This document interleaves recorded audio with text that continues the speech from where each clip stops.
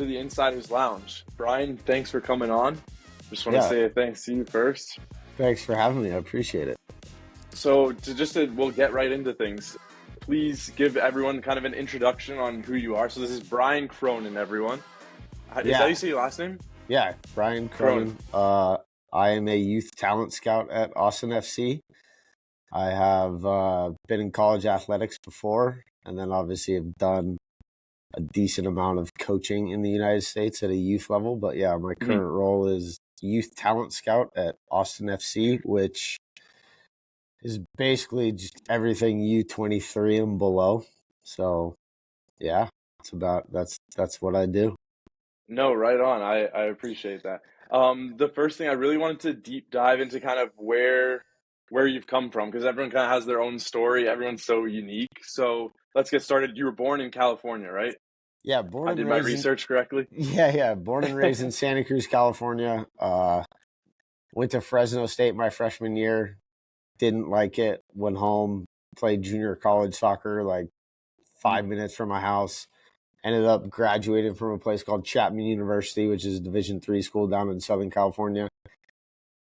Uh, yeah, entered the real world in 2008 when there was a recession, and went back home and started working for the San Jose Earthquakes part-time, and was kind of Mhm. like a street team member. Okay. So I would, whatever. Now our players go and do like appearances somewhere. I would be the Yeah, yeah, yeah. people that would be like setting stuff up, this, that, and the other thing. Did some game day operations for them, and it turned into a full-time ticket sales position. So I Okay. did ticket sales for a while. Uh, didn't enjoy it too much, but it was a way to sort of get myself in the door. Ended up that sort of fizzled out. Was coaching on the side at a club called the Santa Cruz Breakers, which is in my hometown, which is an MLS Right. next team currently. Oh, Uh, okay. yep. And then went back and coached my old junior college, and kind of was, I'm going to coach full time, and tried to get into the college soccer scene. It was pretty difficult. Did some per Right. diem work for U.S. Soccer when the United States of Development Academy like had started down in Hmm. Lakewood Ranch. Uh, yeah, met some coaches, passed out a few business cards, and ended up getting a director of soccer operations role at Clemson University from like 2012 to 2014 when I think Mike Noonan, I think it was like his third year there. So Hmm. after that, it kind of just steamrolled. Was an ops guy Wow. for a little bit, then went to Cal Poly San Luis Obispo, coached for a little bit, was with Paul Holliker and Steve Sampson over there. Made my way out to Southwest Virginia into a place called Radford University. Worked for a guy by the name of Mark Reeves, and then a guy by the name of Brahim Hancock, who are both current coaches still in Division I. One's at UTRGV, the other one's at Elon. So Hmm. went to some NCAA tournaments, won a ton of games over at Radford, and then moved over to Xavier University in Cincinnati, and that was kind of not my big break, but like a pretty big It school was. other Yeah, that's a than big step up. That's a big yeah, step up. other than Clemson, and so that was fun. Was there for about a year and 8 months, but it was pretty deep into COVID. I got the job July 2020, so Oh, wow. COVID fall, COVID spring, and then we kind of had a real fall, and then I departed and came to Austin, and that is where I sit now. So What was your connection to Austin? We've never talked about this in the past. How'd you originally start the conversation? yeah, so it goes pretty far back to the San Jose Mhm. Earthquake days. A guy by the name of Sean Oh, Rubio, who's our vice president of player personnel, was on the like team side, so he was doing a little bit of video analytics and operation stuff as like an intern. And mhm. we kind of crossed paths, and then he moved. He was in Chicago with U.S. Soccer for a bit, but he got a job at Toronto FC and did a lot of scouting and was doing like the college stuff. So Yeah. he'd reach out to me every now and again about players that I had seen, played against, or anything like that. And so we kind of stayed connected. And then I reached out to him when I was looking to leave Xavier, and sort of was like, "Hey, if you hear of anything, let me know." And he kind of passed along the job description when it Mhm. dropped, and I read it and I was like, yeah, this is pretty interesting. So Yeah. yeah, I mean, obviously we go through this. I think connections are a big thing in the way that you Yeah. treat people and all that kind of stuff. So yeah, I knew Sean prior to that. Obviously I had a full on interview. The job was Yeah. It not wasn't like, just a walk in. yeah. So I had interviews with the sporting director here, our academy general manager, our academy technical director. So I got put through the ringer before I actually got the job. Yeah.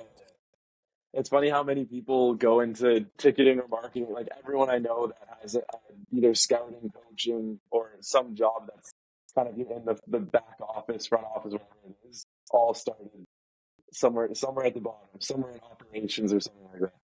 Yeah, and yeah, I mean, the first job I had in college athletics was director of soccer operations at a big time Same. university. Yeah, so like it started there, and then obviously in the real world it was ticket sales, and ticket sales is hard. Like I don't Mhm. care where you're at. I think if you got to make 100 sales phone calls today and try and sell tickets to people in the United States when it comes to like soccer, we were still playing at Buckshaw Stadium, like on the campus of Santa Clara when I was there. So Wow. yeah, it wasn't. I mean, it wasn't Yeah, at the nothing stadium that. fancy. Yeah, so it was. Yeah. You got a lot of people to go to games that didn't want didn't like the league, would rather watch EPL games. So uh yeah, it was tough. It was hard. But Even now, it's advanced that much more, but it's still a tough thing to really push in and get people to go out to college games.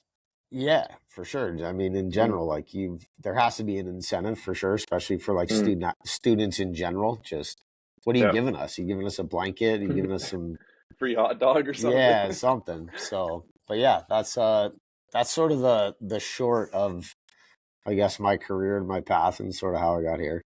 No, it's cool. I always love to hear kind of everyone's background because even from like my end, like my parents are South African, they're from Europe, from South America, like it's all over the place. Like it's a everyone's got a story that you can't tell unless you kind of dig into it. Yeah, and I mean the craziest story of all of it is like how I actually got the job at Clemson. I was working at US Soccer as like a per diem person, just filling up water coolers, getting soccer balls, all that kind of stuff. And I tried to set up a few interviews and like talk to some people that were in college athletics, and I was on parking duty, and Mhm. the Clemson University staff like were trying to like look for their car, and I was kind of like, oh, like just hit the button, I'll help you out. And Yeah. one of the guys had like an English accent. I was like, oh, like what part of Liverpool are you from? And we'll obviously get into this. And he's like, oh, like St. Helens. Like, kind of looked at me like, How do how'd you you know yeah. that? Yeah, and I was like, oh, are you a Everton fan or a Liverpool fan? And he's like, oh, I'm Oh an boy, here we Everton go. fan. And I was like, oh yeah, like me too.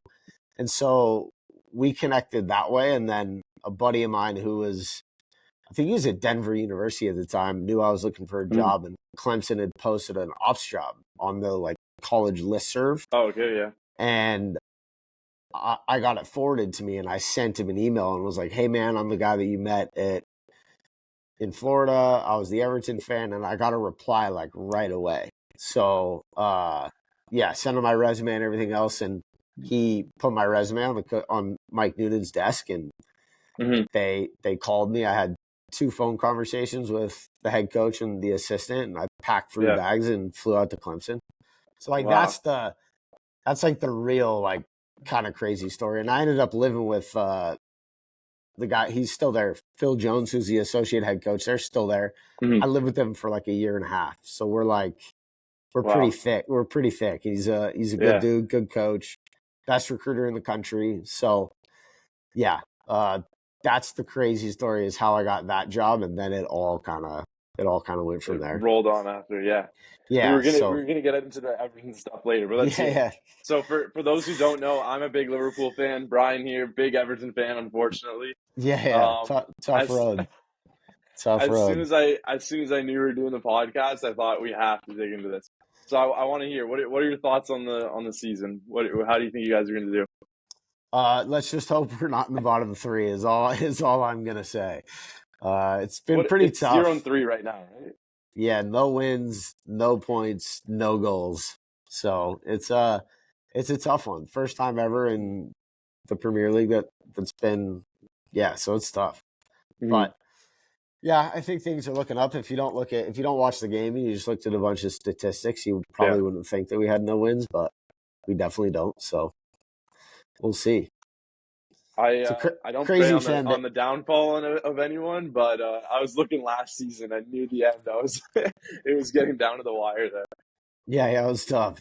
And I don't think Abdoulaye Corey scores that goal too many times either, but oh Hey, well. you take it. Yeah, So the survived another one. yeah. No, the main thing I wanted to get into is everyone, kind of the whole point of this podcast is no one really knows the behind the scenes of like what people do in terms of scouting, coaching, even the players' lives. Like there's so much, as from like a young age I found such a fascination, and like you want to know, what does Ronaldo do on his day off, or what does he do at a training session. But then also I quickly became a fan of scouting and kind of the business and the behind the scenes of football and soccer. And I really wanted to know, like, what does the scout do, what does the Yeah. GM do, all these different components that are a part of a team that like no one really gets. You get the odd little YouTube documentary or something, but there's not a ton of that around. So the main thing is, what's your, without, like I said, we spoke about it before, without spoiling anything major, but what's your day to day like? Like, what do you do? Kind of, what's your 9 to 5? Which I know it's not a 9 to 5. It's much different. So that's why it's cool to Yeah. kind of get that. I think it's kind of funny. Have you seen the movie Hustle?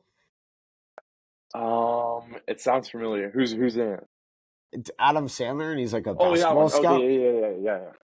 I mean, without like, I mean, that movie's it's pretty close. I mean, obviously I think basketball's a lot different than soccer, but Right. I mean, I spent 46 nights in a hotel last year, or Wow. currently still this year. So, Mhm. um, I'm on the road a lot, which is a good thing, and then obviously makes it pretty difficult. But Mhm. obviously, I have other roles here that, I mean, obviously I'm a scout, but obviously from an academy standpoint, I help our U17 kids sort of navigate their way to Okay. college. So that, yeah, so there's definitely other things that I do within the club that is not Mhm. just scouting, but from a scouting standpoint, I'm currently our only youth scout currently. Mhm. We've had some people leave the club and some other stuff, so I'm the lone standing guy. So I sort of U13 to U23 is a big landscape. Wow. It's, So yeah, so I think from like a day to day basis, I try and not prioritize things, but I can't watch like a 22-year-old play at 9 a.m. when I get in the office and watch him play a full game and then flip over and watch a 12-year-old play. Like yeah. it doesn't, my brain doesn't really work that way. And I Mhm. think it's pretty hard to obviously compare the two, especially going from a 12-year-old to a 22 year Yeah, the old. levels just, Yeah. So yeah, so I try, different. I try and manage my week where I keep it like whatever. It's Monday, Wednesday, Friday. I'm watching like younger players, like So U17 that and you're below. in that Yeah. headspace. Yeah. Yeah, for sure. And then obviously, whatever, let's say Tuesday, Thursday, I'm dipping more into the older players. Like college soccer kicked off on Thursday. And so my weekend and my evening consisted of flipping through some of the college games, right? And Yeah. then in the morning it's like, all right, well, I watched a decent amount of college stuff this weekend. I'm gonna whatever, go watch some '09s and some 2010s and sort of go from there. But yeah, I mean, on a daily basis, it's trying to get as much of your other tasks done in the Right. beginning of in the morning, and then just try and watch as many games as you can. Um, I float between Y Scout and Mod 11 pretty frequently. So, Mhm. um, but yeah, I mean, uh, there are days that I come in and it's hard for me to watch a game maybe just because I've got a bunch of other stuff going on, and I Yeah. go home and it's like, oh wow, I didn't really accomplish anything today. So Right. I normally go to academy training probably like 2 to 3 times a week, whether they train whatever 3 to 4 times a week, whatever, depending on their cycle. And they train from like 5:45 to 7:45. So I'm in the morning at whatever 8:15, 8:30, and then I'm out the door at 7:45 p.m. back home. So Wow. it's a decent day. Obviously, like the academy training and stuff like that's just based on if we're bringing in players and evaluating them, what it looks like. So it's a pretty time consuming job. Yeah. But yeah, And then I enjoy it. it Obviously, like I wouldn't be in this if I didn't enjoy watching right. soccer or being around it. Yeah, a 12-hour day at McDonald's or something and a 12-hour day doing something you love is very different. Yeah, for sure, and It obviously, doesn't feel like work. yeah. And I mean, I go to events and one of the guys, the office makes fun of me in general. They're like, "Oh, where are you going next?" I'm like, gonna be in San Diego for a week," and they're like, "Oh yeah, I'm sure you're really gonna watch games there." A So, tough life. yeah, I mean, again, I have the luxury of going to places like San Diego for 5 days. You go to Florida for a few. Right. Yeah, like I'm not stuck in, I don't know, snowy conditions or anything like that. Yeah. I mean, it just depends on where the events are and what the weather's like, but for the most part, it's not bad. And then you spoke a little bit about traveling there. So obviously 46 days, 46 nights out of the year. That's quite a while. Do you have any like really good stories or like funny travel stories or anything like that that I've would be actually good to I've actually been pretty lucky with my travel, and I try not to jinx it because I have some people that have horror stories from a travel standpoint. yeah, But yeah, I think the long one this year was I went down to the USL Academy Cup for the weekend, and then turned around and in went to Florida, right? yeah, and then turned around and went to Dallas Cup for 10 days, which I was probably on the road for like a total of, I don't know, 15, 17 days or something like that. So Mm-hmm. that was pretty brutal. But I mean, nowadays you do laundry in hotels, and it's Right. yeah, it's You can fine. make it work. I don't have any crazy stories though. I don't think I I'm was even probably gonna talking have one to now. now that we mentioned it, Yeah. we're gonna have to add like a snippet in right here about what happened. No, I'm sure you'll be good. I was talking to Adam the other day from University of Virginia because we obviously mutually connected, and he was telling me about some of the delays and stuff that they've had, especially coming into Canada. It makes it a little bit worse. So there's always the odd delay or something. So you got to be careful and make sure that everything's all right. Yeah, and don't connect through any Dallas airport. If you connect through a Dallas Oh, really? airport, I think Dallas is pretty tough. I just think based on their location, they get like rolling thunderstorms in the evening or Yeah. something random that it's tough to get in and out of. I know there's a lot of people that got stuck there for like playoffs or MLS next events and stuff like that. So Yeah, it's not good. stay away from the Dallas airports. All right, I haven't been to Texas. Texas is on my. We were talking about it a few weeks ago. Texas is on my list. I Yeah, need some good barbecue. it's warm out these days here. So we finally cracked. I think it was like 43 or something like that. Days that it hit 100 degrees or more. So Holy, it was brutal. It was like that's absurd. 106 in the middle of the day on Sunday. It was brutal. So Definitely aren't watching training those days. yeah, or we're not. Yeah, we train in the Or you're not mornings. training. Yeah, that's Yeah, fair. That's fair. everybody gets it in the morning, so it makes things a little bit easier. Academy's in a tough spot because they train at 5:45, and it's normally pretty toasty out. Do you have like is it academy and first all the way to first team train in the same facilities? Yeah, so It's we have the St. David's Performance Center out here. It's kind of out. I mean, it's not in Pflugerville, but it's kind of close to Pflugerville. And there's first team building, and then there's a bit of like a courtyard, and there's an academy building where the second team sort of stationed. First team has 3 training fields or 2 full size training fields. Second team has a grass field, and then they train on their game field, which is called Palmer Field, which is that's the second team, right? right across the street. Yeah, and then there's a small little grass like 9v9 field that the academy uses the turf field and that grass field. So wow, it's and then they play games on the field that the second team trains on. So that's what I was going to say. Okay. it's an unbelievable setup. I mean, if you get a chance to come down here, it's impressive.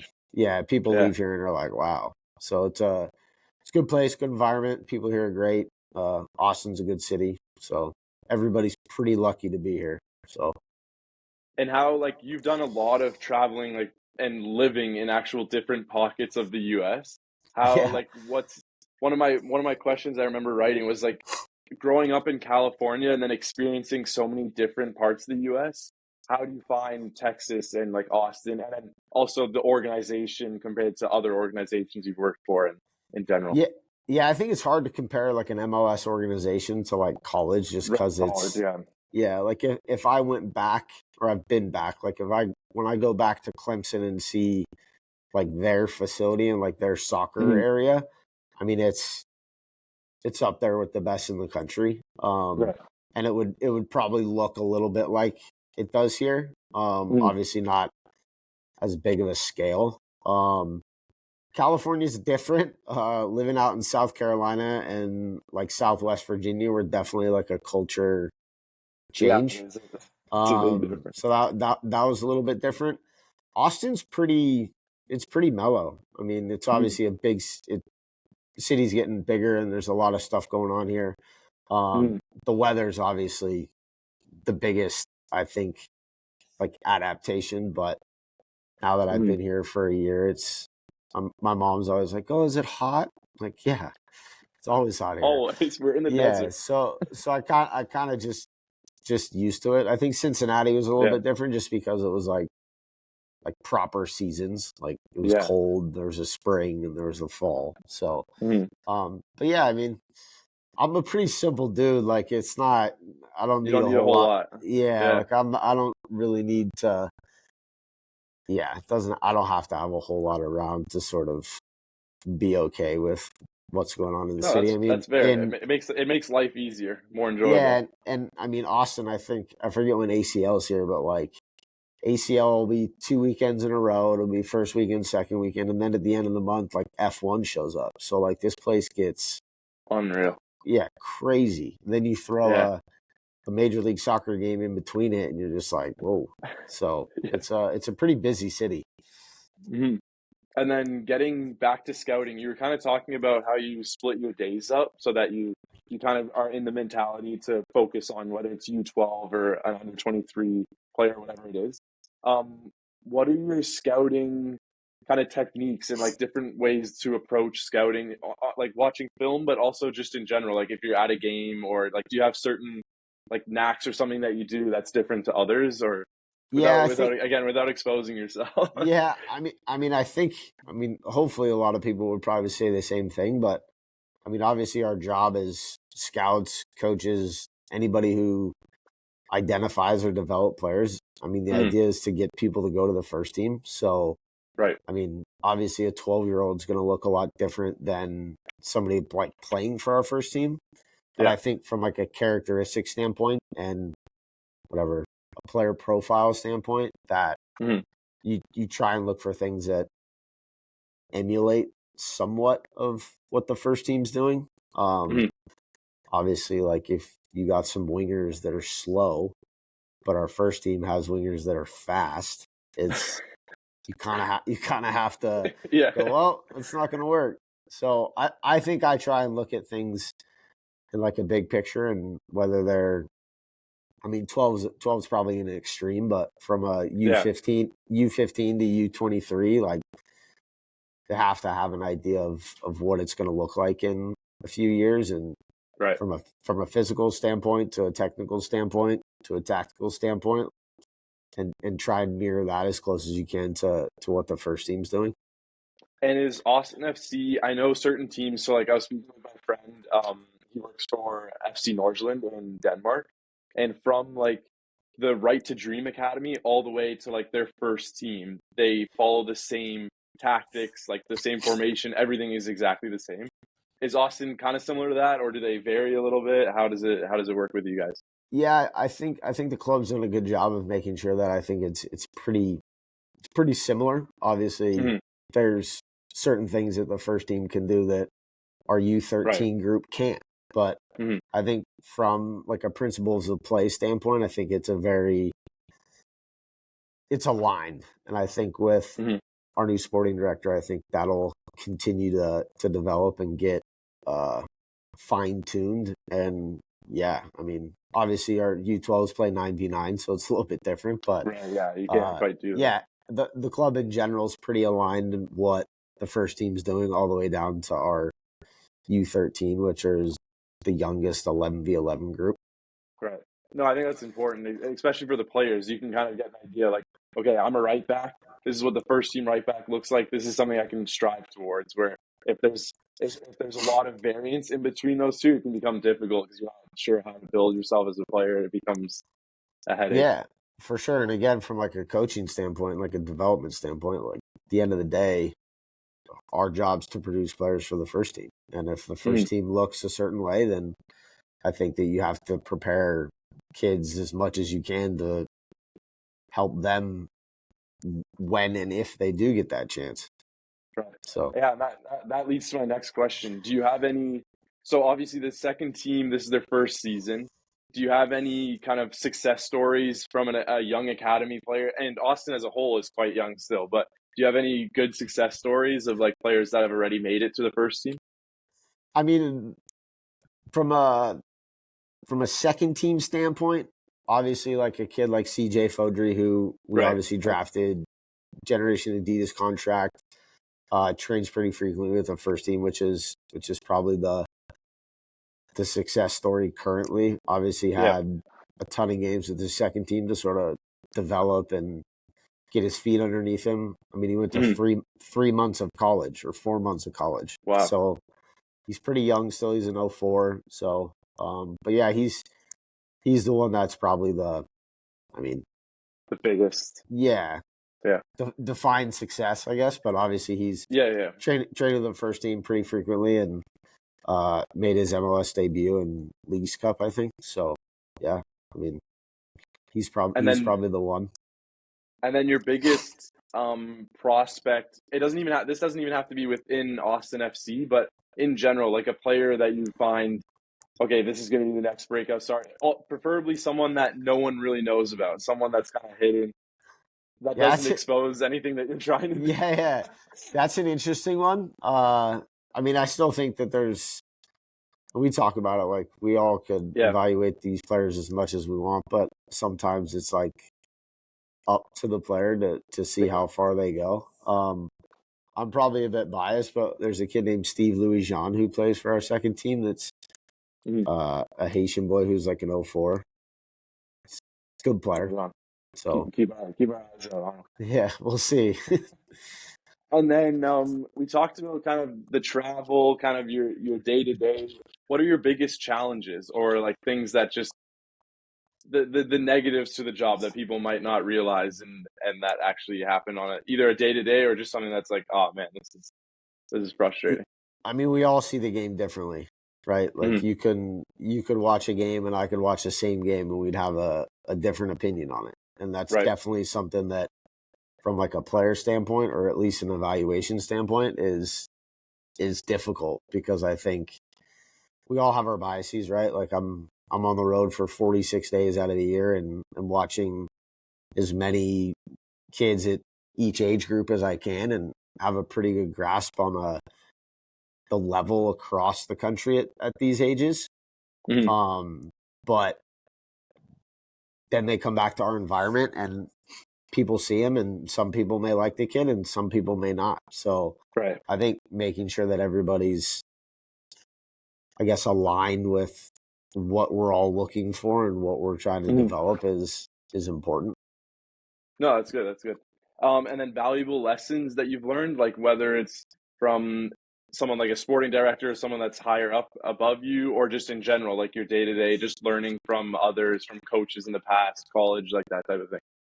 Yeah, I mean, I think at least getting into this job, I think Sean Rubio, our vice president of player personnel, has helped immensely. Yeah. I mean, I've been around for a year and 8 months, and there's a lot more to scouting than just watching games and evaluating players. So I think he's helped me a ton in obviously getting my feet underneath me, and then we obviously built the second team together.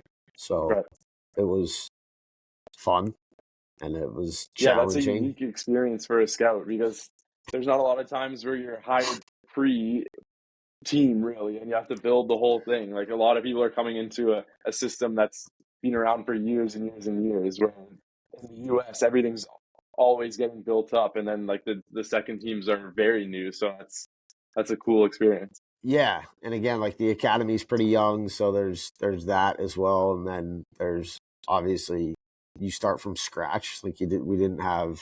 I mean, we obviously had academy players, so you didn't start at zero, but Right. you obviously had to add whatever 15 new players or whatever it was going to be. Mhm. So it's it wasn't a it was fun obviously, but it was a lot of work, and Sean's really good at what he does, so it made my life easier, and the direction that we were taking it was pretty Yeah. clear. I think for a resume, like you're almost an assistant GM there Yeah, I wouldn't go that far. I wouldn't even yeah, no, but it was fun. I mean, it was a good No, time. that's good. That's good.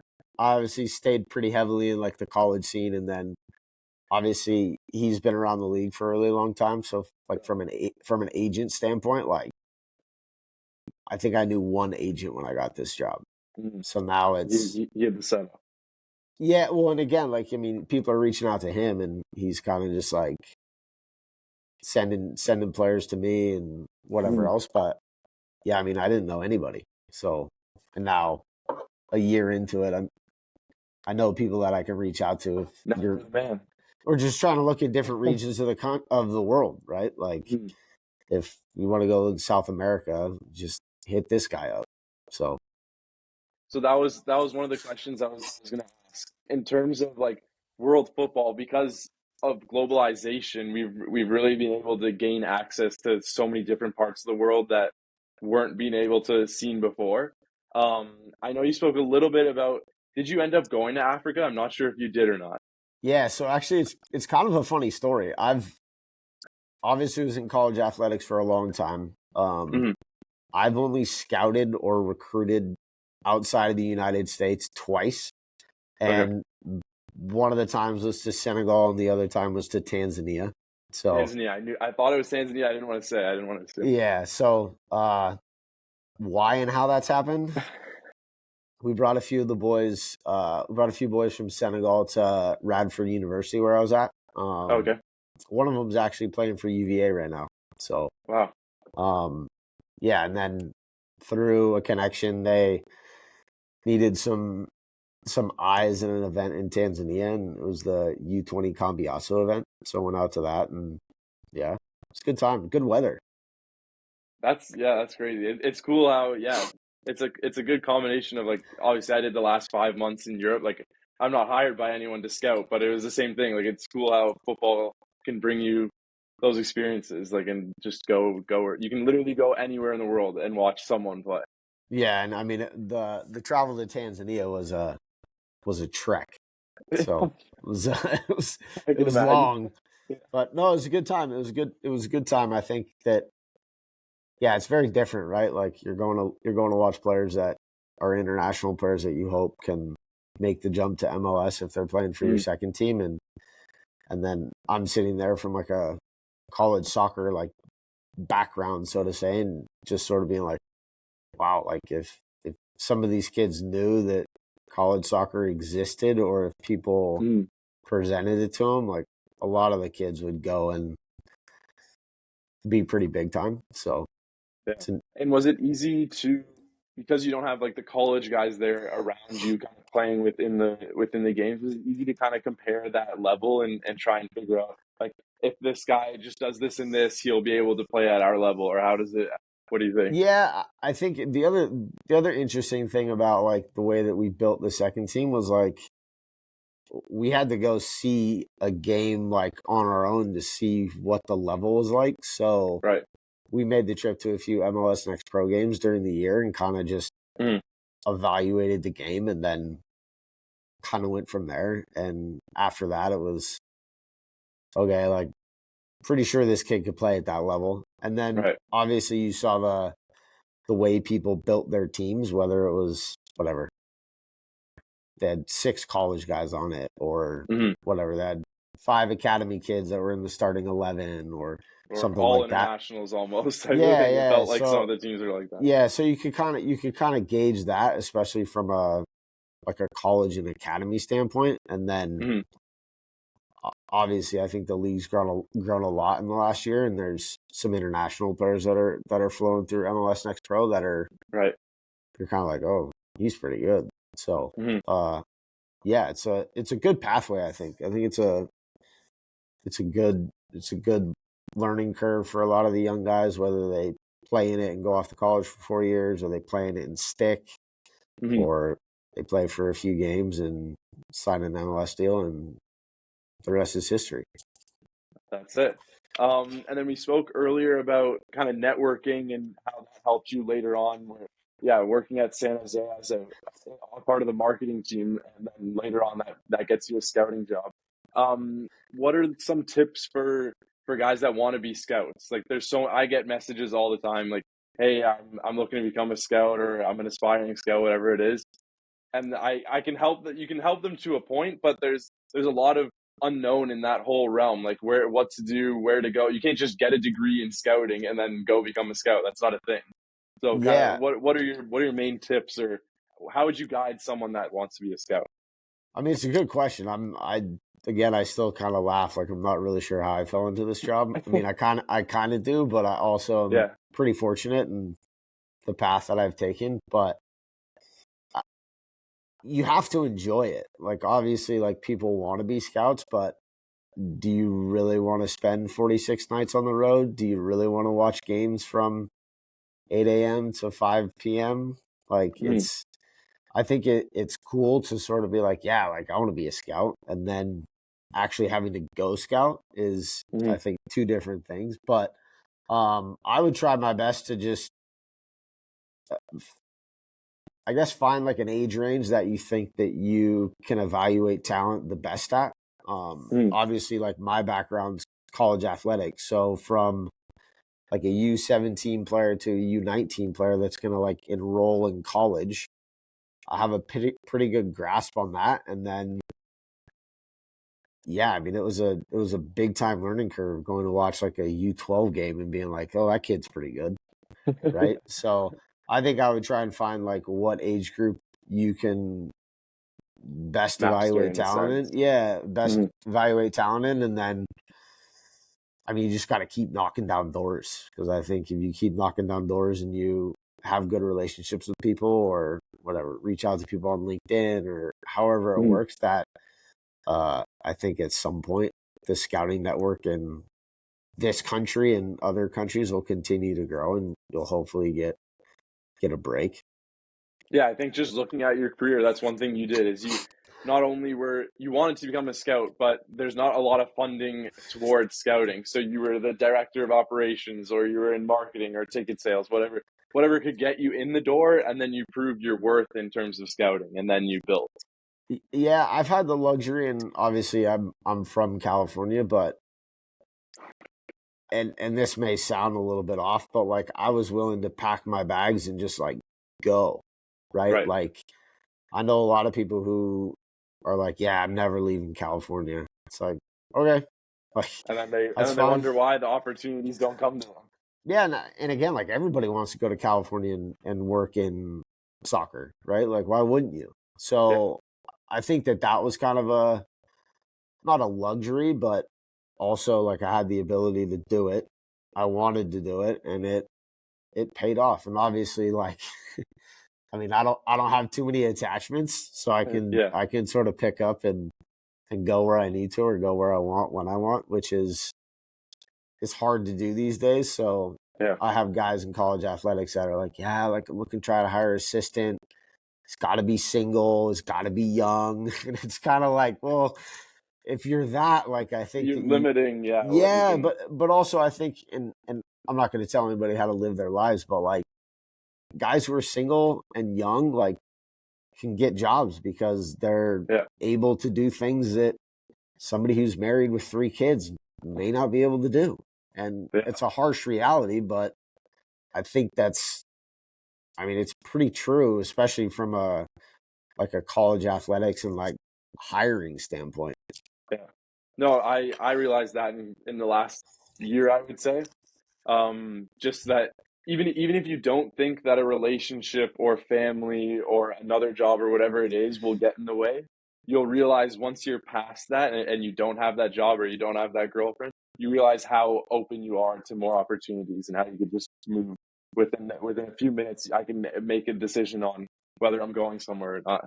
Yeah, for sure. And again, like, I mean, especially here, like our whole academy staff is like, we have a game on Saturday and the whole academy's playing whatever, FC Dallas, and Hmm. there's a game in Round Rock. Like, I'm going Hmm. because I don't have anything else tying me down and I don't have to coach on Saturday. So, like, that's Yeah. me. Hmm. So, yeah, I think kind of goes back to your point, like how do you get into the scouting world or coaching world? Yeah. I mean, try being single and willing to move wherever you want in the world or the country, and I think it's a pretty good step. I want to make the title for this. Brian suggests breaking up with your yeah, girlfriend. yeah, You want to succeed. yeah. If you want to get a scouting job or a coaching job, be single and be young. Yeah, there you go. So And you spoke a little bit about how scouting networks are starting to expand. I think people are realizing the importance of it now. Um, Before you would just send, like even when I was in Europe, some of the teams they're sending an ex player that was pretty good, sending him to watch a game and asking him what they think, and that can be useful, but there's also soccer and football specific scouts that your brains have been taught over years and years and years of watching film of this is what we're looking for and this is how to find it. Um, what do you see the kind of scouting landscape heading to? Like we're getting more and more into data scouting, and I think that's with the American pull, like your American owners taking over the Premier League and things like that. I think you're starting to go that way. But do you see any other trends starting to take off or things that might change in the future? yeah, I think a lot of at least like in our space, it's the clubs are trying to cover more ground without having to, like, not to say leave their office, but if you Hmm. have people working for you in certain areas of the country that you can put people in and trust and know that they're going to evaluate talent that suits your club and what you guys are looking for, that Hmm. it makes everybody's life a little bit easier. I mean, it's a big country. Like, Yeah. there's a lot of youth players, and um I think expanding networks and hiring people in, like, let's say whatever, an MLS team in California hires somebody to go work in Maryland, right? Hmm. And it's all of a sudden you have eyes on a space that you probably didn't before, and then Yeah. you just got to make sure that you hire the right people and they can align with what the club's views are and what you guys are looking for. And I think that's sort of the trend that's going on in this space currently. Yeah. No, one thing people don't realize is the U.S. is the size of Europe, and with like soccer growing here, you, you start to realize we're so in need of scouts that there's Yeah, so much, like each state is its own country when you're looking at Europe. So for sure. you need hundreds of people just in a small area. Like even California, you in Europe you have thousands of scouts in that little area. Where Yeah. here you maybe have a few hundred. I wouldn't even think a few hundred when you add up all the clubs and everything. So Yeah, I think there's a lot of growth on that end. yeah, and some clubs are obviously different. I think some clubs uh whatever, invest more and have more scouts. Right. But yeah, like it's a big country and there's a lot of ground to cover. So Hmm. having whatever 1 to 4 scouts is probably not going to cut it in the next 5 years. So Yeah. Even every even if you're just using Y Scout, it's just not enough. yeah, and again, like, I mean, like I said, I don't leave the country, like, from a Hmm. MLS Next Pro standpoint. Like, I sat at my desk, like, Yeah. I watch Y Scout games. So yeah, and again, obviously, like, our first team scouts and stuff like that, if they see younger players that fit that age range and that profile, then obviously you get them. then you can filter Yeah, it. then you get them passed down to you, and you kind of go from there. If they fit, if great. If the money's not what it's supposed to be or what it is, then you just kind of Hmm. move on. But yeah, I think when the World Cup gets here in 2026 and after it's over, I think that soccer in America will take off. Not that it hasn't already, and obviously with Messi being in the league, there's a lot more eyes on the MLS. Yeah. But yeah, it has every capability of blowing up, so to say, and they'll in turn will probably have more scouts within each MLS organization all across the country. Yeah, I'm the same. I'm such a believer in the World Cup. I think everything is set up to do well now, like with that new Apple deal. Like everything is Yeah. slow. It almost looks like it's perfectly building this pyramid, and the World Cup is just that peak. And I think once we hit that peak, I think it just keeps going. Like I think there's a big motivation and a lot of money behind it. So I Yeah. think there's people are expecting big things out of it. It's going to be hard to get a ticket. It's going to be tough. I've already signed up for everything. I'm 4 years in advance. I'm ready. It should be tough.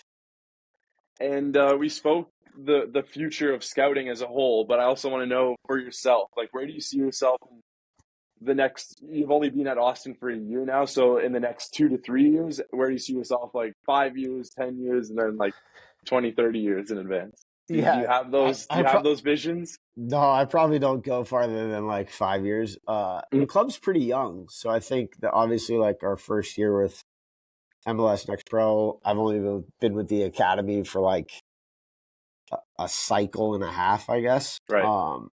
And I kind of use the same thought process in like the college scouting. Like if you're going to go to a place and you're going to get there and you're going to recruit a freshman class, like you like to see them become seniors, and you're there for 4 years to see what it looks like. And then obviously you can build a group from freshmen all the way. Like when those freshmen are seniors, it's that whole group, that whole team sort of, I guess, what you've helped build and sort of hopefully you're winning games and stuff like that. So I kind of look at, I guess, scouting sort of like that. There's a few kids in the academy that are pretty young that I've had the pleasure of bringing in, and hopefully get to see them get to the U17 level and just try and add as many good players as I can within the academy and the next pro team. It's a cool mentality to have, that your like idea of success is based on your work, like your players and how well they do. It's a cool. Not a lot of people in the business world, just in general, working, like not a lot of people have that, where like actual these. It's almost like being a parent, like these human beings, these little children, depending on how well they do in their life it's a cool comparison. Yeah, and again, I mean, it's kind of somebody told us once in the office, like our jobs are hard. Like we're obviously like the way that I define success, like if the next pro season's over and everybody's still on next pro contracts, like I have to do a better job. Like it's as simple as that. So, yeah, I mean, we'll see, but just try and bring in as many good players as I can. No, that's cool. I like that. So then I just have some quick fire questions, just random ones that just from knowing you and seeing what you do, I want to know some answers here. So I saw you had a quote: "Be brave, be patient, believe." It was in I think your Instagram bio, right? Yeah. So I guess this will kind of get into it. Her name's Courtney Dahlwalter. She's a ultra runner, and she's a different breed. As she's running these 100-mile, 200-mile races, she has a thing called the pain cave that she goes into. I've listened to a few podcasts for her, but she ran a race recently and I think won. I forget what race it was, but she put that quote in like one of her like Instagram like whatever comments or whatever it was. So I was like, that's pretty good. And again, I mean, I think it resonates with me, right? Like be brave, be patient, and just believe. And obviously, like in scouting, like you kind of have to be patient. Like you may see a kid and he's 14 and you think he's going to be good when he's 18, and you kind of just have to wait it out. Hopefully he does his part, and then obviously the environment that we provide them is obviously essential. So And then you mentioned running, so I know that's one of your side hobbies. yeah, Do you want to go into that a little bit? Because I see you running quite a bit, so I want to yeah, know more sure. about it. I'm actually a big time golfer, at least used to be. Really, I didn't Yeah, know that. when I was back at Radford, I used to play a lot of golf. Okay. We had a good group that played a decent amount of golf. Yeah, Mhm. COVID kind of kicked it off again. Obviously, like playing soccer my whole life, I've obviously ran. Right. I've had some pretty serious uh, leg injuries in my lifetime. So Yeah. uh, I've broken my right leg like 3 times, and I've broken both my feet, so like both my fifth Holy. metatarsals. Yeah. So during COVID, we were in just at chilling like everybody else was, and I was like, Hmm. I'm gonna train to just go out and run 20 miles one day.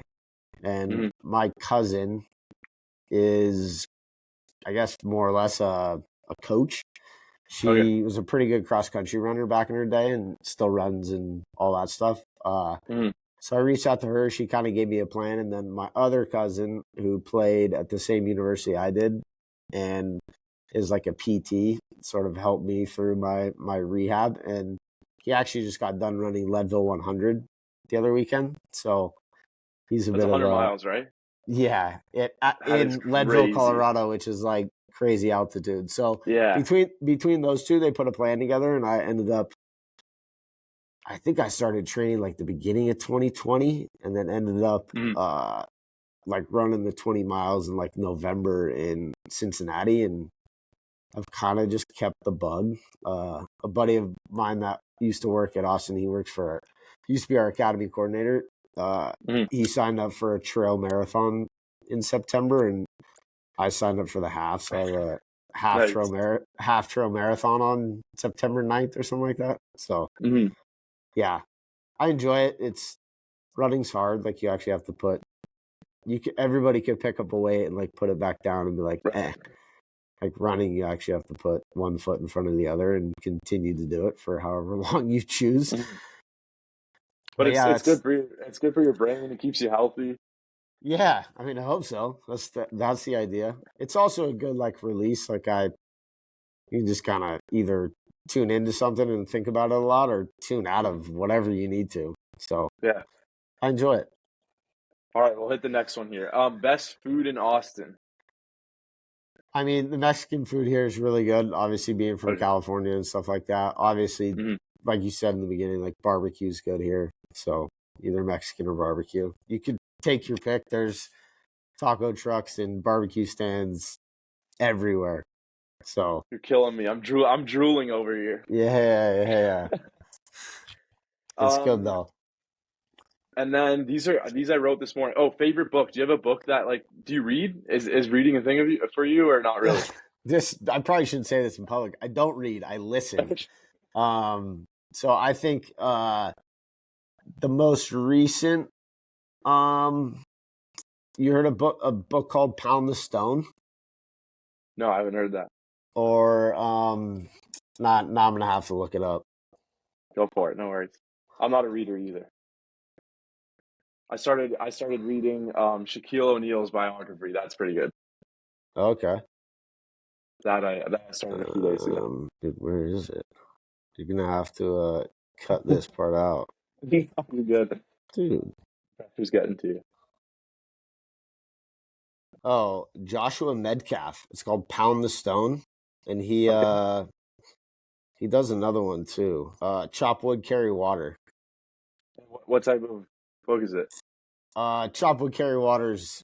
I mean, is what's easy as it sounds, right? Like Yeah. your daily tasks are chop wood, carry water, and there's you chop the wood, you take it to some place, and it's just like a daily everything. You do the same thing every day, and you just continue to do it. And throughout the book, there's a lot of like learning things through it. No, And that's then cool. Pound the Stones, kind of like the same idea.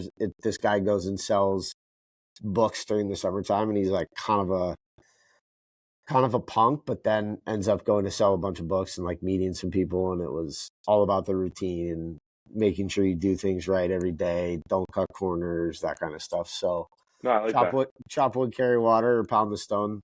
And Joshua that's Joshua Metcalf. Metcalf. Right on. Medcalf, so it's Oh, Metcalf. MEDC. Yeah, but yeah, I'm gonna check that out. they're both good. They're quick too. They're not like crazy long. Yeah, because my like ADHD kicks in, and Yeah, I get bored. if I sit down and read a book, I'll be asleep Yeah, in a quick minute. So no, I appreciate you coming on. That's all I got for you. It's a good first episode of the Insiders Lounge. Hopefully we'll get some more like-minded people on and teach.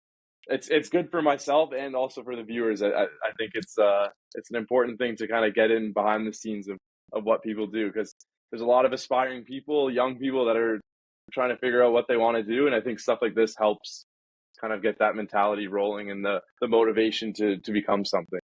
yeah, if you're young and you're aspiring, just move wherever you want to and get a job. I mean, There you go. easier said than done, but yeah. No, I appreciate you And having me on. Obviously, a good time, and hopefully Everton will get out of the cellar and we'll have some more banter to talk about. there you go. And do you have anything to shout out, like any projects, your social media, anything you want to? No, nothing. No worries. No, All good. I appreciate it though. Thanks again, and we'll talk soon, I'm sure. Yeah, man. Take care. See you later.